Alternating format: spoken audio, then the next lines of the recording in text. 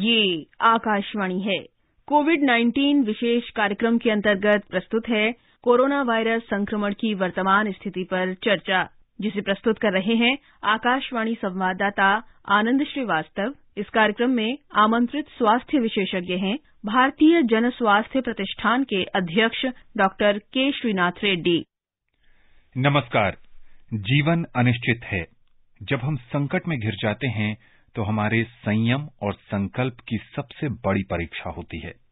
सकारात्मक सोच के साथ खुद पर भरोसा बनाकर अगर सही दिशा में लगातार कदम बढ़ाए जाएं तो सफलता मुश्किल नहीं है। कोरोना संकट के इस दौर में आप सबको ऐसा लगता होगा कि आपने जो लक्ष्य तय किए हैं अपने अपने जीवन के लिए, कहीं न कहीं उसमें व्यवधान आ गया है। दुनिया भर के लोग इस महामारी के कारण ऐसा ही महसूस कर रहे हैं। इसमें डिप्रेशन में जाने की वजह नहीं है या नकारात्मक भावों से भरने की आवश्यकता नहीं है। जरूरत है खुद को पॉजिटिव बनाए रखिए, कोविड नियमों का पालन करते रहिए और बहुत जल्द उम्मीदों का सूरज निकलेगा। आज के कार्यक्रम के साथ मैं हूं आनंद श्रीवास्तव और हमारे साथ हैं वरिष्ठ स्वास्थ्य विशेषज्ञ डॉक्टर के श्रीनाथ रेड्डी। डॉक्टर रेड्डी, कार्यक्रम में आपका बहुत बहुत स्वागत है। नमस्कार जी। नमस्ते सर। इससे पहले कि डॉक्टर साहब के साथ हम चर्चा शुरू करें, हम अपने श्रोताओं को बता देना चाहते हैं कि अगर वो भी इस कार्यक्रम से जुड़ना चाहते हैं तो हमें फोन कर सकते हैं। हमारा फोन नंबर है 011-2342-1230। एक और नंबर है 011-2342-1764। हमारे श्रोता फोन कर सकते हैं। नंबर एक बार फिर सुन लें, 011-2342-1764। डॉक्टर रेड्डी, जब से कोरोना के नए वेरिएंट ओमिक्रॉन ने दुनिया के तमाम देशों में अपने पैर फैलाने शुरू कर दिए हैं, सरकारें सचेत हो गई हैं, समाज को भी सजग रहने की चेतावनी बार बार दी जा रही है। राजधानी दिल्ली में अब क्रिसमस और नए साल के जश्न पर प्रतिबंध लगा दिया गया है। कुछ लोगों के जहन में अब एक और प्रश्न उठ रहा है कि क्या हम तीसरी लहर की तरफ आगे बढ़ रहे हैं? बहुत जल्द लॉकडाउन लग सकता है। मामले जिस तरीके से ब्रिटेन में बढ़ रहे हैं, क्या भारत में भी लाखों की तादाद में संक्रमितों की संख्या बहुत जल्द आने लगेगी? क्या कहेंगे इस पर आप? ये तीसरी लहर की, हाँ जी, ये जो तीसरी लहर की बात हो रही है जी, उसके बारे में हमें बहुत ज्यादा चिंता करने की बात नहीं। इको हो रहा है जी, बस पता नहीं। जी डॉक्टर साहब, आपकी आवाज मिल रही है, बताएं। अच्छा, ठीक है। ये तीसरी लहर वाली बात जो है, मेरे यहाँ इको हो रहा है। आपको आवाज ठीक सुनाई दे रही है? जी डॉक्टर साहब, आपकी आवाज ठीक से आ रही है। डॉक्टर रेड्डी कह रहे हैं कि तीसरी लहर के बारे में हमें चिंतित होने की आवश्यकता नहीं है। जिसके लिए हमें सचेत और सजग रहना चाहिए वो है कोविड नियमों का पालन। हम जहां भी जाएं मास्क लगाएं, सुरक्षित दूरी का पालन करें और अपने हाथ और मुंह को बार बार साबुन पानी से धोते रहें। पूरे भारत में ठंड का मौसम है, ऐसे में हाथ धोने की जो आदत है उसमें बहुत जगहों पर कमी देखने को मिल रही है। लोगों को ऐसा लगता है कि ठंडे पानी से बार बार हाथ धोने से वो बीमार पड़ सकते हैं या फिर ठंड में हाथ कौन धोता है। इस तरह की लापरवाही ही कोरोना की तीसरी लहर को और न्योता दे रही है। जब कोरोना की शुरुआत हुई थी तब हम सब ने अच्छी आदतें अपना ली थी। हम कुछ भी बाहर की चीजें छूते थे या अपने घर में ही इधर उधर बाहर से आए लोगों के संपर्क में आते थे तो हम अपना हाथ जरूर धोते थे। मौसम कोई भी हो, महामारी अब भी कायम है और इस महामारी से बचने के जो उपाय हैं उनका पालन करना बेहद जरूरी है।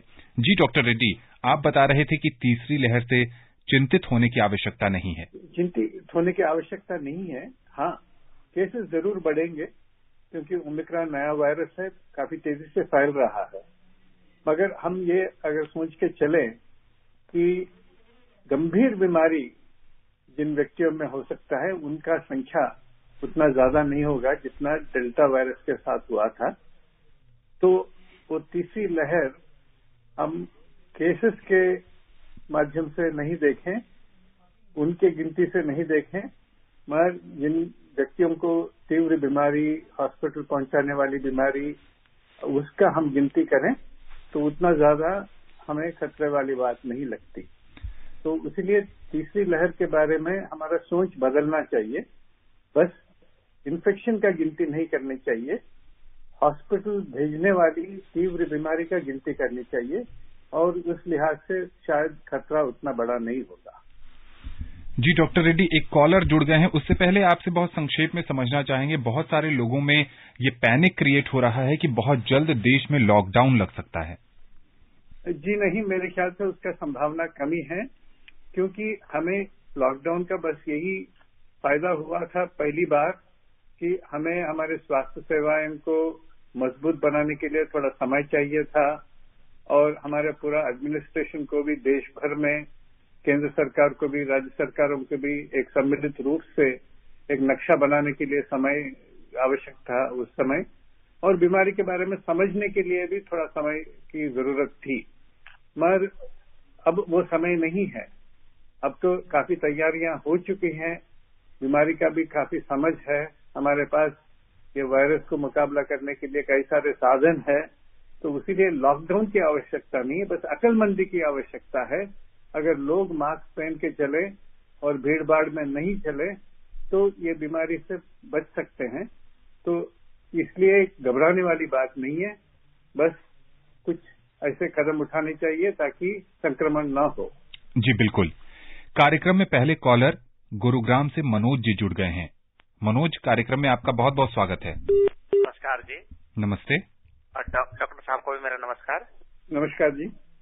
मैं ये कहना चाह रहा था कि जो अभी जो ओमिक्रॉन आया है, इसके चलते जो हमने दोनों वैक्सीन ले चुके हैं जी, और इसकी हमारे ऊपर में जो हो जाए या हमारे जो छोटे बच्चे हैं इनको हो जाए, तो इसकी हमें बच्चों को किस तरह से अपने आप को सेफ्टी रखना चाहिए। बच्चे तो क्योंकि 6 महीने 7 महीने का बच्चा है और मास्क पहना नहीं जाएगा। जी डॉक्टर रेड्डी, बात तो हमें समझनी चाहिए कि वैक्सीन का फायदा पूरा संक्रमण को रोकने में नहीं होता। अगर संक्रमण हुआ तो तीव्र बीमारी से हमें बचाने का उसका फायदा होता है। तो अगर अगर हमें संक्रमण हुआ, हो सकता है कि मामूली सा बदन में दर्द या कुछ हल्का सा बुखार हो सकता है, मगर जो फेफड़ों वाली बीमारी जो हमें हॉस्पिटल में पहुंचाए, वेंटिलेटर में चढ़ाए या मौत के घाट उतारे, उस प्रकार का तीव्र बीमारी का खतरा वैक्सीन के वजह से काफी कम होता है। तो इसीलिए अगर आप संक्रमण से भी बचना चाहते हैं तो आपको मास्क पहन के चलना चाहिए और भीड़ भाड़ में शामिल नहीं होना चाहिए। बस ये सोच के चलिए कि इन्फेक्शन रोकने के लिए मास्क का बहुत आवश्यकता है, और क्योंकि आप वैक्सीनेशन ले चुके हैं, अगर संक्रमण हुआ तो गंभीर बीमारी से मेरे ख्याल से बचने का शक्ति आपके शरीर में अभी पैदा हुआ है और आपको बचा लेगा उसको। और बच्चों को अगर आप बचाना चाहते हैं तो जरूर आप इतना तो सोच के चलिए कि बच्चों के पास वायरस पहुंचेगा तो बड़ों के पास से ही है ना। तो अगर आप इतने कदम उठाएं, इस प्रकार के कदम उठाएं कि आपको संक्रमण न हो और आप घर में वायरस नहीं ले आए बाहर से, तो बच्चे भी बिल्कुल ठीक रहेंगे, सुरक्षित रहेंगे। जी डॉक्टर रेड्डी, आप स्वयं हृदय रोग विशेषज्ञ हैं और जब से कोरोना की शुरुआत हुई है तब से कहा जा रहा है कि जो लोग पहले से किसी और बीमारी से परेशान रहे हैं उनको खतरा ज्यादा है। अगर हृदय रोगियों की बात करें, कोरोना का नया वेरिएंट जब से ओमिक्रॉन आया है, उन लोगों में और थोड़ा सा भय का माहौल बन गया है। जो पहले से दिल की बीमारियों से परेशान हैं, वो किन बातों का ध्यान रखें ताकि स्वस्थ और सुरक्षित जीवन जी सकें? जिनको पहले ही दिल का बीमारी है तो उनको जरूर खतरा ज्यादा होता है इस प्रकार का वायरस का संक्रमण होने से। वो डेल्टा के साथ भी था और ओमिक्रॉन के साथ भी रहेगा। और खास करके ये भी देखना चाहिए कि ये सर्दी के मौसम में आया है, सर्दी में भी वैसे भी दिल का बीमारी का खतरा बढ़ जाता है। तो इसीलिए हमें ये साधन उठाने चाहिए, ये कदम उठाने चाहिए कि हम ज्यादा ठंड में ना घूमें और खास करके जहां भी चलें कुछ खुली हवा में ही चलें। और दूसरी बात यह है कि पौष्टिक आहार लें ताकि हमारे शरीर में रेजिस्टेंस भी बन के रहें। और ठंड में ब्लड प्रेशर बढ़ने का खतरा ज्यादा होता है, तो ब्लड प्रेशर के ऊपर ध्यान दें। अगर ब्लड प्रेशर आप शुरू से ही कुछ बढ़ा हुआ है और दवाइयां ले रहे हैं तो जरूर वो दवाइयां लेनी चाहिए। और अगर ब्लड प्रेशर बढ़ जाता है ठंड की वजह से तो वो दवाइयां शायद एडजस्ट भी करना पड़ेगा, उसका डोज और दवाइयां बढ़ाना पड़ेगा। तो ये सारी चीजें देख लीजिएगा। और धूम्रपान से बिल्कुल बच के रहिए। अगर खुद भी सिगरेट ना पिए तो और कोई भी व्यक्ति सिगरेट वगैरह बीड़ी पी रहा है तो उससे दूर रहिए, क्योंकि उससे भी दिल का खतरा बढ़ जाता है। और ज्यादा ठंड में न चलें, ठंडी हवा में न चलें, क्योंकि वो उससे फेफड़ों के ऊपर भी असर पड़ता है, दिल के ऊपर असर पड़ता है, खून के नालियों के ऊपर असर पड़ता है, खून गाढ़ा जम जाता है और दिल का दौरा और दिमाग का दौरा भी पड़ सकता है। तो ये सारी चीजों का ध्यान रखिए। ज्यादा ठंड में मत चलिए। अगर चलना है तो काफी गर्म कपड़े पहन के चलिए। और खास करके धूम्रपान वगैरह जो कोई भी व्यक्ति आपके आसपास कर रहा है तो उससे दूर रहिएगा। जी, बिल्कुल सही कह रहे हैं। अगले कॉलर जुड़ गए हैं हजारीबाग झारखंड से दिवाकर पाठक। दिवाकर जी, कार्यक्रम में आपका बहुत बहुत स्वागत है। जी धन्यवाद। मैं दिवाकर पाठक झारखंड से हूं और कोविड प्रोटोकॉल का पालन कर रहा हूं। वैक्सीन की दोनों डोज भी हमने ले ली है। सरकार द्वारा चलाए जा रहे वैक्सीनेशन प्रोग्राम से देश के अंदर अद्भुत बदलाव देखने को मिला। 100 करोड़ के लक्ष्य को पार करना वास्तव में हम सभी देशवासियों के लिए गौरव का विषय है। यह सरकार का सराहनीय कार्य है। कोविड निरोध को लेकर मेरा मानना है कि सर्वप्रथम हमें इस पर विजय प्राप्त करने के लिए धैर्य धारण करना होगा, अर्थात धैर्य से ध्वस्त होगा कोविड-19। इसको लेकर लोगों के मन में जो भय और शांति व्याप्त है, इससे हमें ऊपर उठना होगा। टीकाकरण पर गलत जानकारी की जगह सही जानकारी प्राप्त करनी होगी। साथ ही सरकार और वैज्ञानिकों के कार्य पर विश्वास रखी जाए, क्योंकि हम जानते हैं कि संदेह की लहरें समुद्र में डुबोने का कार्य करती हैं। इसलिए हमेशा थिंक पॉजिटिव बी पॉजिटिव का मंत्र याद रखें।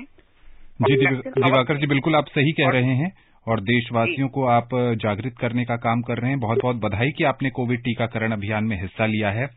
सवाल क्या आप पूछना चाहते हैं आप डॉक्टर रेड्डी से? जी, और दूसरों को भी प्रेरित करें। इसके साथ योग और प्राणायाम के माध्यम से भी इम्यूनिटी सिस्टम को बढ़ाया जा सकता है। यौगिक साइंस से 100% कोविड पर विजय प्राप्त किया जा सकता है। मुक्ति की यही प्रभावशाली युक्ति है।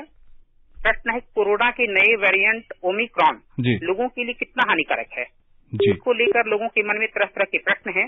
पूर्ण जानकारी दें। जी, मैं आप जो बिल्कुल ठीक कह रहे हैं कि शारीरिक शक्ति भी बढ़ाना चाहिए और मनोशक्ति भी बढ़ाना चाहिए, मनोबल भी, और उससे हम ये वायरस का मुकाबला कर सकते हैं। आप ठीक कह रहे हैं। जी डॉक्टर रेड्डी, ओमिक्रॉन के बारे में जानना चाहते हैं कि बहुत डर बैठ गया है दूर दराज के क्षेत्र में रहने वाले लोगों को, चूंकि जिस तरीके से मीडिया में खबरें आ रही हैं बहुत तेज गति से फैलेगा। ऐसे में जो डर का माहौल है उसके लिए क्या कहेंगे लोगों को आप? वायरस का स्वभाव है कि तेज फैलना, और खास करके ओमिक्रॉन का ये देखा गया कि वो काफी तेजी से फैलता है डेल्टा के मुकाबले में भी। मगर आप ये सोच के चलिए, सर्दी जुकाम का भी जो वायरस होता है वो भी काफी तेजी से फैलता है। वो शरीर के लिए इतना हानिकारक नहीं है जितना पहला डेल्टा वायरस और कोरोना था। तो वायरस का तेज फैलने का शक्ति एक अलग होता है, अलग पहलू होता है, और गंभीर बीमारी पैदा करने का पहलू अलग होता है। हाँ, अगर बहुत ज्यादा लोगों में संक्रमण हुआ तो गंभीर बीमारी जिनको होता है उनका संख्या भी बढ़ेगा। जी। और अभी तक जो हमें समाचार मिला है कि ओमिक्रॉन डेल्टा उतना खतरनाक नहीं है। जी। हमें अपनी ओर से कदम उठाना चाहिए रक्षा के लिए, वायरस से बचने के लिए, मगर भयभीत होकर हमें मतलब इस प्रकार का ये सोच में नहीं रहना चाहिए कि ये हमें जरूर मार देगा या कुछ ऐसा हमारे लिए बहुत ज्यादा खतरा होगा। क्योंकि वो तेजी से फैल रहा है। जी। एक तो अपने आप को बचाना चाहिए कि संक्रमण ना हो जी।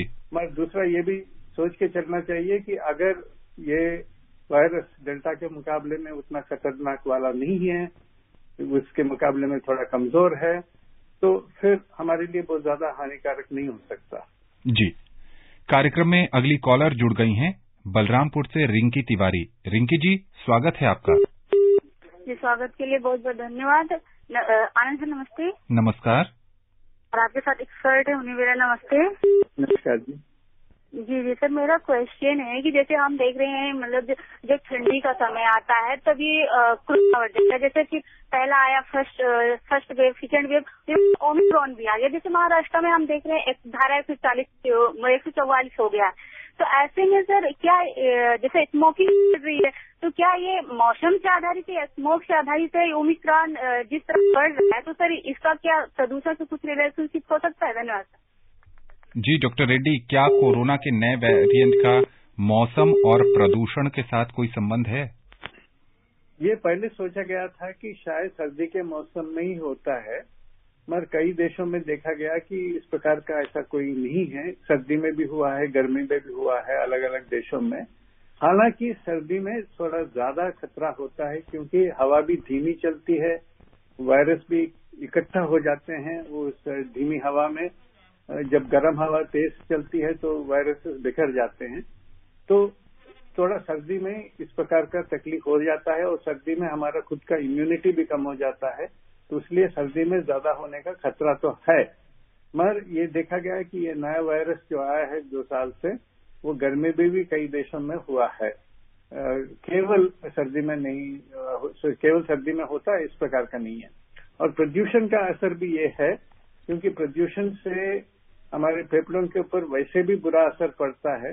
उसके साथ साथ अगर वायरस का संक्रमण हुआ और हमारे फेफड़ों में वायरस का प्रवेश हुआ तो फिर हमारे फेफड़ों को ज्यादा नुकसान हो जाता है, ज्यादा बीमारी हो जाती है और काफी घातक बन सकता है।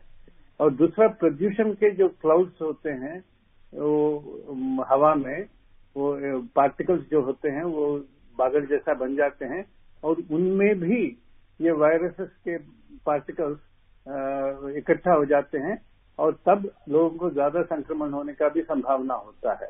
तो सर्दी, प्रदूषण और वायरस, ये तीनों का मिलन खतरा बढ़ा देता है। जी।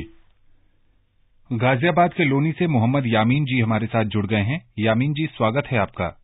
सर नमस्कार जी। नमस्ते। डॉक्टर साहब को भी नमस्कार। नमस्कार जी। सर मैं जानना चाह रहा था कि पहले तो ये जैसे हम दोनों डोज ले चुके हैं तो क्या डोज की जरूरत पड़ेगी? और एक ही जानना चाह रहा था कि ये ओमिक्रॉन बच्चों को ज्यादा संक्रमित कर रहा है या युवा को? जी डॉक्टर रेड्डी।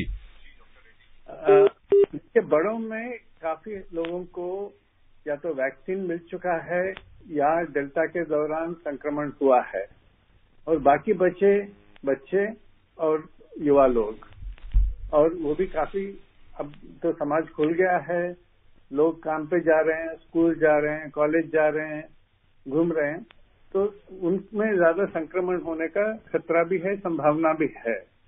तो इसीलिए अगर उनका संख्या बढ़ जाए तो उसमें कोई आश्चर्य वाली बात नहीं है, मगर यही देखना चाहिए कि क्या उनको गंभीर बीमारी हो रही है, तीव्र बीमारी हो रही है, तो उसका कोई ऐसे खबर नहीं है।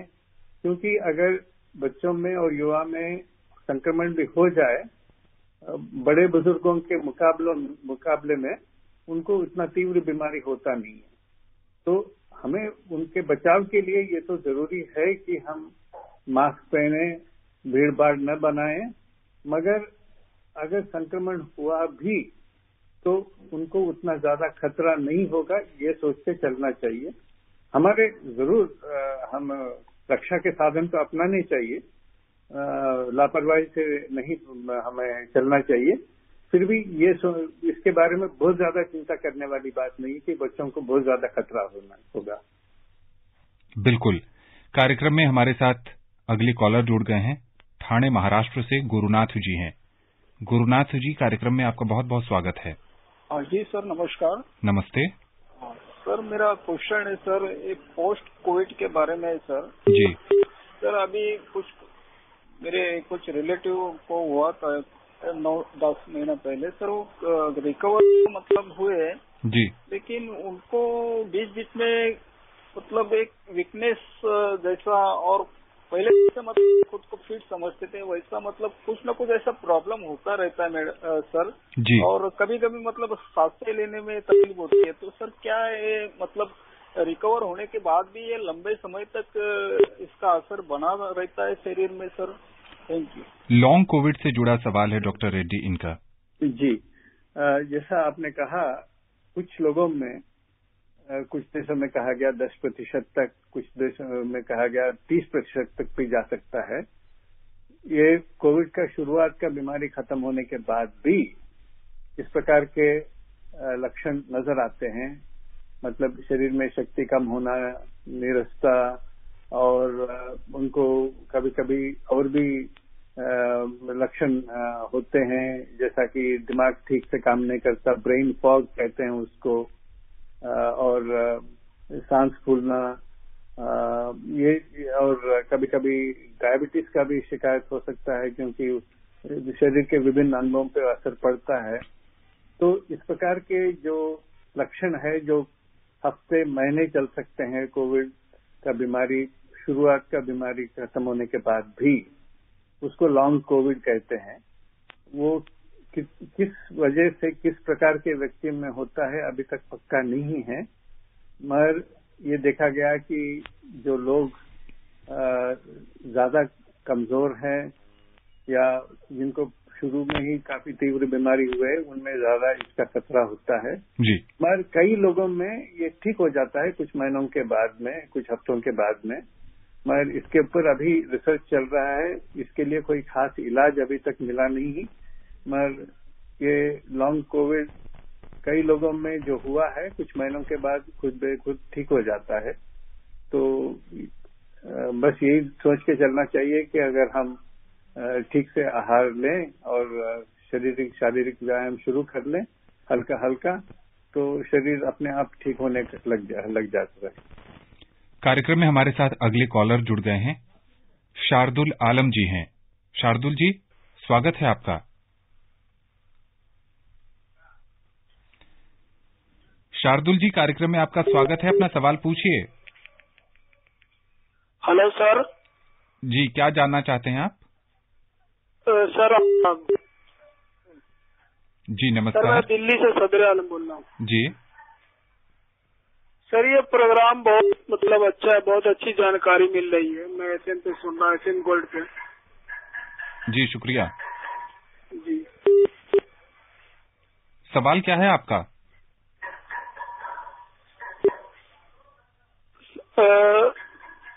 सवाल तो कुछ नहीं है, बस ये प्रोग्राम बहुत अच्छा लग रहा है। जी बहुत बहुत शुक्रिया, आपको इससे जानकारी मिल रही है और आप इस जानकारी के साथ अपने दोस्तों और अपने परिवार के और लोगों को भी लाभान्वित कर रहे हैं। कोरोना संक्रमण से कैसे बचना है, किन बातों का ध्यान रखना है, डॉक्टर रेड्डी जैसे स्वास्थ्य विशेषज्ञ इस कार्यक्रम के माध्यम से आप सबको जागरूक करने का प्रयास करते हैं। और आज के समय में जब कोरोना का नया वेरिएंट सामने आया है, बहुत तेजी से फैल रहा है, तो बहुत जरूरी हो जाता है कि हम कोविड नियमों का पालन करते रहें। डॉक्टर रेड्डी, दिल से जुड़ा ही एक अगला प्रश्न ये है कि जिन लोगों को हार्ट से जुड़ी परेशानियों की सर्जरी करानी है, ओमिक्रॉन की आहट के बीच अब वो सोच रहे हैं कि अपना ऑपरेशन कुछ समय के लिए टाल दें, अस्पताल में बहुत ज्यादा रिस्क है, ऐसे लोगों को क्या सलाह देंगे आप? अगर खुद को कोविड हो गया इस दौरान, तो तब कुछ देर इंतजार करना चाहिए। शरीर में पूरा क्षमता वापस होने के बाद और कोविड का बीमारी ठीक होने के बाद तब ऑपरेशन करानी चाहिए।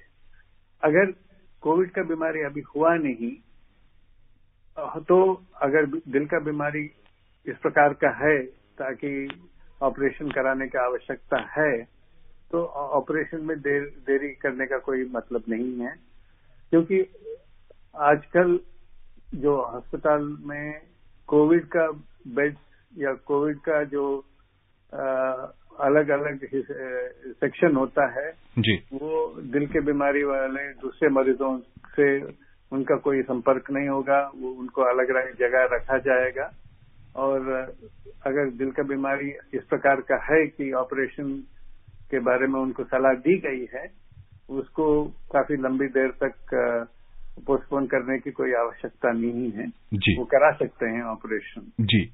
गुरुग्राम से सुभाष जी हमारे साथ जुड़ गए हैं, अपना सवाल पूछिए। हेलो जी, क्या जानना चाहते हैं सुभाष जी? आनंद सर नमस्कार। नमस्ते। डॉक्टर साहब को मेरा नमस्कार। नमस्कार जी। सर मैं पूछना चाहूंगा कि सर दिसंबर का महीना चल रहा है जो, और इसमें 200 के ऊपर जो है पहुंचा हुआ है ये जब मतलब को केस, कहीं सर जनवरी में जनसंख्या को तो नहीं प्रभावित कर सकता है? ये मैं ये जानना चाहता हूँ सर खाली। धन्यवाद जी। डॉक्टर रेड्डी, ये देखिए, ये जो अभी नया वायरस आया है, अभी एक तरीके से उसका शुरुआत है। जरूर केसेस का संख्या बढ़ेगा, मगर हमें बस इसी के ऊपर ध्यान देनी चाहिए कि वो तेजी से न बढ़े जी। क्योंकि अगर तेजी से बढ़े तो फिर ज्यादा हॉस्पिटलों में वहां पे प्रेशर बढ़ जाएगा, ज्यादा लोगों को बीमारी हो जाएगा, तो फिर मुश्किल है। अगर हम इसका गति को धीमी कर सकते हैं तो हमारे पास क्षमता होगी इसका मुकाबला करने के लिए। और दूसरी बात यह है कि अगर केसेस का संख्या बढ़ने भी लगा, अगर तीव्र बीमारी जिनको होता है उनका संख्या अगर उतना तेजी से ना बढ़े तो फिर हमें कोई घबराने वाली बात नहीं है। तो अगले 2-3 महीने देखना चाहिए कि ये इसका प्रवर्तन कैसा रहेगा जी। ये वायरस का और हमारे देश में।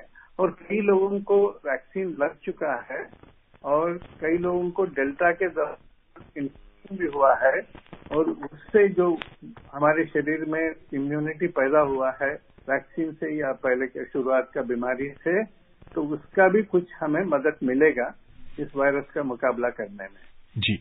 डॉक्टर रेड्डी, कार्यक्रम में अब समय नहीं है कि आपसे किसी और विषय पर चर्चा की जा सके। आकाशवाणी से जुड़ने के लिए और विशेषज्ञ राय साझा करने के लिए आपका बहुत बहुत शुक्रिया। आपको भी धन्यवाद जी, और श्रोताओं को भी। चलते चलते दिल्ली में ओमिक्रॉन के जो पहले मरीज थे उन्होंने अपने अनुभव साझा किए हैं, वो आपके साथ शेयर करते हुए चलते हैं। 37 साल के शैल ठाकुर दिल्ली के पहले ओमिक्रॉन के मरीज थे। वो दुबई से यात्रा करके भारत वापस लौटे थे और उनको मुंबई जाना था।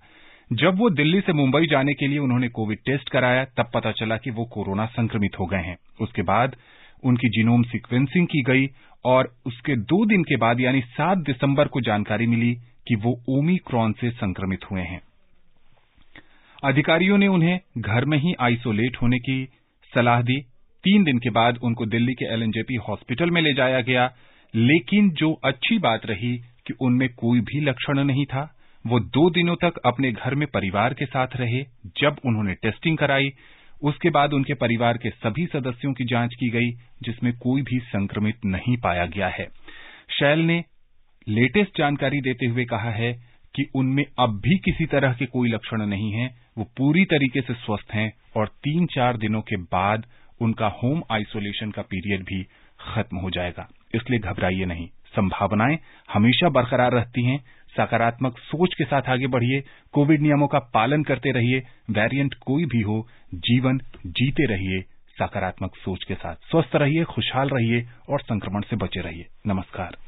कोविड-19 विशेष कार्यक्रम के अंतर्गत अभी आप सुन रहे थे कोरोना वायरस संक्रमण की वर्तमान स्थिति पर चर्चा, जिसे प्रस्तुत कर रहे थे आकाशवाणी संवाददाता आनंद श्रीवास्तव। इस कार्यक्रम में आमंत्रित स्वास्थ्य विशेषज्ञ थे भारतीय जन स्वास्थ्य प्रतिष्ठान के अध्यक्ष डॉक्टर के श्रीनाथ रेड्डी। ये कार्यक्रम आकाशवाणी के समाचार सेवा प्रभाग द्वारा प्रस्तुत किया गया। इसे आप हमारे mobile app news on AIR और YouTube channel news on AIR official पर भी सुन सकते हैं। इस कार्यक्रम के संबंध में अपनी प्रतिक्रिया आप हमें ईमेल कर सकते हैं। पता है airnsgtalks@gmail.com। ये कार्यक्रम फिर से सुनने के लिए लॉग ऑन करें हमारी वेबसाइट newsonair.nic.in।